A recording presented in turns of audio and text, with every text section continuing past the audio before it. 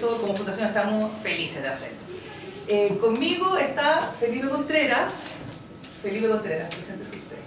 Yo soy periodista y estoy ahora a cargo de las comunicaciones de la COP25, trabajando mano a mano con la Fundación y con Gisela. Y de hecho la Fundación, de alguna manera también, nos ayuda a canalizar todo lo que tiene que ver con la comunicación internacional de Chile. Y por eso también el motivo de esta reunión, la semana pasada también estuvimos con la Asociación de Corresponsales, que tuvimos también un primer acercamiento, y vamos a generar una especie de capacitación sobre COP, que la vamos a hacer en La Moneda, pero con un mes más amplia, donde vamos a tener también a gente que está trabajando en el comité organizador de la COP, gente de la Cancillería. Ustedes que viven en el mundo de las agencias y de las noticias internacionales saben que este tipo de eventos internacionales es bastante grande en términos de contenido, de convocatoria, de gente que viene a Chile.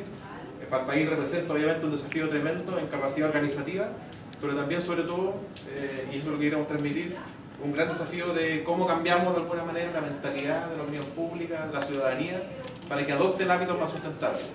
La COP es algo que ocurre en un espacio, digamos, donde se juntan diplomáticos a discutir, cada uno con su bandera, si son grados más, grados menos, y un tema muy importante para el planeta, pero cómo eso lo podemos aterrizar también a la gente.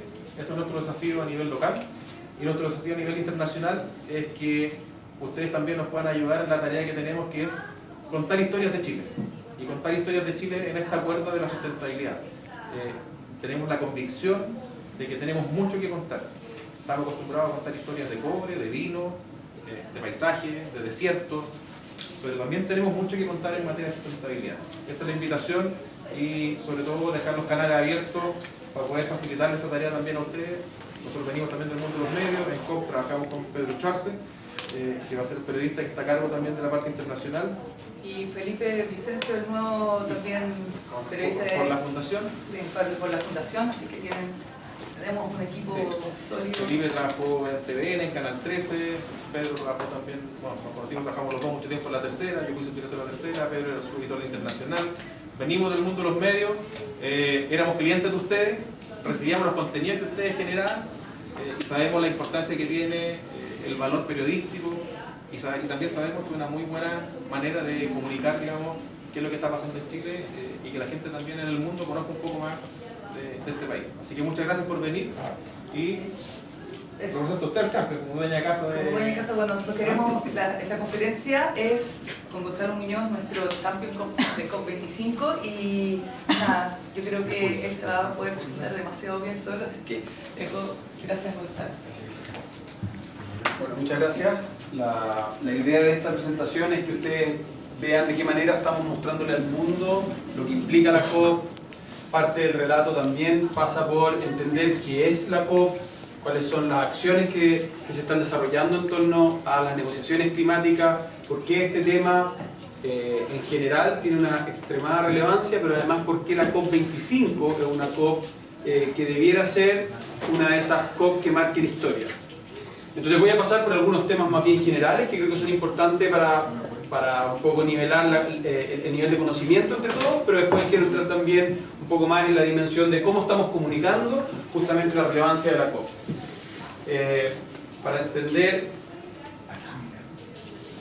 Para entender los temas generales, ya estamos empezando a salir del concepto de hablar de la temática es cambio climático, para hablar de que efectivamente estamos frente a una problemática de crisis, ¿no? Sabemos que hay gente que está hablando de que incluso deberíamos llevar esto a un término más bien de emergencia. Nosotros estamos hablando de que estamos efectivamente enfrentando una situación real de crisis climática, y parte de esa crisis climática la manifiesta muy bien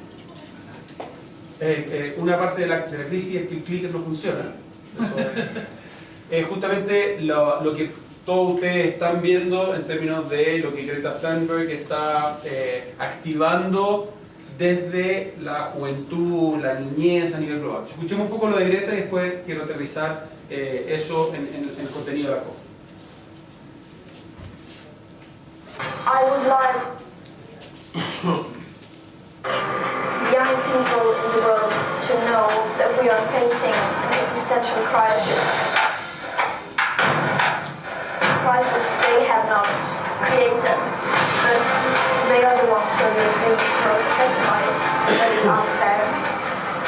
So we need to hold the older generations what they have done, it really was, and we need to get angry and transform that anger into action. My name is Greta Thunberg. I'm 60 years old and I'm a climate activist.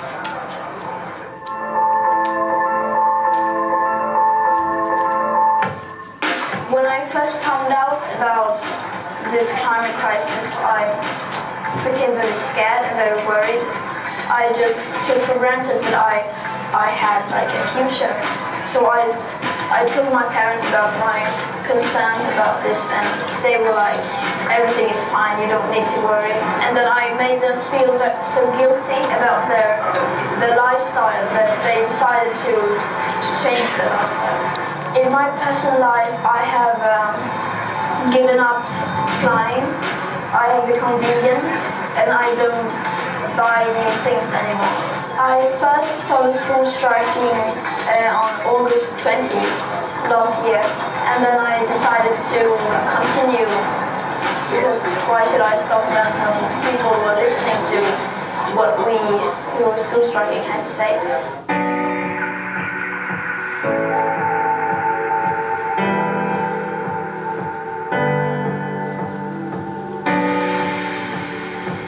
I became very famous and well known very quickly. I feel it's very much focused on me, myself as an individual, and not the climate crisis. But when the media writes about me, they have to write about the climate crisis, and that's good. I don't know if I'm hopeful for the future, and I think that's the scary part, that we don't know what is going to happen. Everything can happen.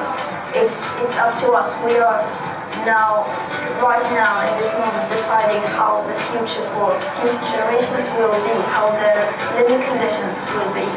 I don't think we are evil and that we are intentionally choosing to look away. We are just not aware of the full consequences of the climate crisis. Most people I talk to are not aware of what's going on, what's happening, and I think we need to change that. We need to change our way we look at this crisis. We need to change how we talk about this crisis. We need to change the way the media writes about this crisis, and we need to change the way we get taught about this crisis in school, and we need to actually talk about it as if it was an existential crisis, which it is.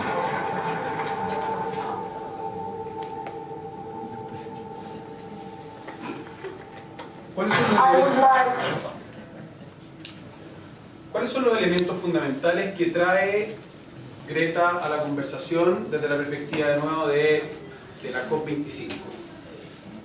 La primera, que es tremendamente valiosa, tremendamente evidente, es que la acción individual, incluso a nivel tan micro como el de una niña, pasa a generar un tremendo cambio.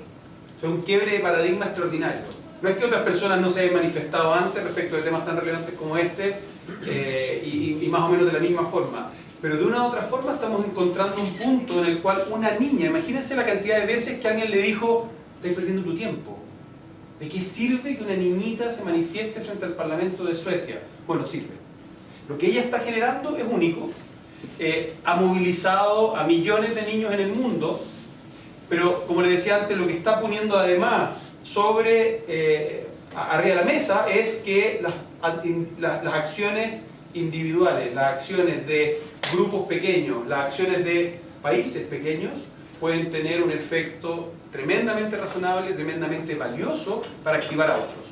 Entonces es súper importante la conexión que puede existir este año entre una niña que lleva menos de un año en ese nivel de manifestación con lo que está ocurriendo ahora con Chile como país pequeño, con emisiones absolutas pequeñas, con potencialmente un nivel de impacto global menor. Lo otro que evidentemente ella está relevando es el hecho de que ya basta de seguir esperando, basta de seguir observando cómo hoy en día la tasa de pérdida de hielo se está acelerando, cómo hoy en día distintas zonas se están inundando, cómo los bosques se están incendiando, cómo hoy en día estamos perdiendo bosques tropicales, cómo hoy en día lagos y zonas amplias están afectadas. Hoy día vimos en el mismo periódico sale cómo hoy en día estamos enfrentando tuvimos un mayo extraordinariamente seco en Santiago. cómo hoy en día estamos afectando y arrastrando en nuestra irresponsabilidad a una serie de especies que están perdiendo su ecosistema y están hoy en día desapareciendo. En definitiva, hoy tenemos evidencia científica de que hemos actuado de forma irresponsable. El hecho de que una niña y un grupo de niños en el mundo nos estén diciendo compórtense como adultos y actúen de forma responsable es algo que nunca antes había ocurrido en la dimensión como está ocurriendo este año. Entonces el efecto Greta, llamémoslo de esa forma, tiene un valor fundamental también en relevar el fondo del asunto, pero también las formas. Yo creo que eso agrega un contenido adicional a lo que va a ser la COP25, que es una COP, como dice acá, muy fundamentada en lo que la ciencia nos está diciendo. La temperatura del planeta se ha ido acelerando, absolutamente vinculado a las emisiones de carbono y cómo hemos estado generando mayores emisiones de gases de efecto invernadero, particularmente desde 1750 a la fecha, pero con una aceleración brutal desde 1950 a la fecha. Y eso ha generado no solo que la temperatura global suba hoy en día ya cerca de 1 grado Celsius respecto de la era preindustrial, sino que además eso lo que ha incrementado son las anomalías climáticas. Y esas anomalías climáticas lo que hacen es que tengamos episodios muy notorios, como pudimos ver la semana pasada con los episodios en el sur de Chile, o como hoy en día estamos viendo episodios de sequía, pero además hay un efecto evidente en cómo esos episodios afectan el medio ambiente de una serie de especies, y hoy en día lo que estamos empezando a vivir es cómo eso afecta directamente la forma como vivimos las personas, empieza a afectar de manera brutal actividades económicas, empieza a generar, por supuesto, migraciones forzosas, y hoy en día uno de los elementos críticos que estamos enfrentando es la cantidad de personas que están viendo forzadas a migrar producto del clima. Entendamos de fondo que estamos enfrentando un problema de feedback retardado. Cuando las manifestaciones son así de evidentes, es porque hemos perdido cierta capacidad de actuar de forma anticipada. Entonces eso también es sumamente importante. El problema del clima es un problema que tenemos que ser capaces de anticipar en términos de las soluciones. Y por lo tanto es muy importante entender en qué momento en la historia estamos donde el tema se hizo visible en la cumbre del 92. En la cumbre del 92 fuimos capaces de por fin ponernos de acuerdo y decir sí, estamos frente a un tema que es grave, estamos frente a un tema que es causado por la actividad humana. Nos tomó 3 años para crear el protocolo de Kioto y decir el problema se controla o se genera a partir de los gases de efecto invernadero, generemos una forma de controlar las emisiones. Y el protocolo de Kioto fue un protocolo que también falló porque ciertos países no lo firmaron, hasta que llegamos 20 años después al Acuerdo de París. El Acuerdo de París es extraordinario. Y es extraordinario porque los acuerdos en las COP se toman por unanimidad. Y entonces el hecho de que todos los países del mundo se hayan puesto de acuerdo y hayan decidido tomar acción y se hayan comprometido con acción climática conforme al Acuerdo de París es un hito extraordinario en la historia. ¿Qué es lo que ocurre a continuación? Después del Acuerdo de París, lo único que queda por firmar, lo único que queda por acordar es el artículo 6 del libro de reglas, que entre otras cosas permite que el mercado opere para facilitar una economía baja o neutra en carbono.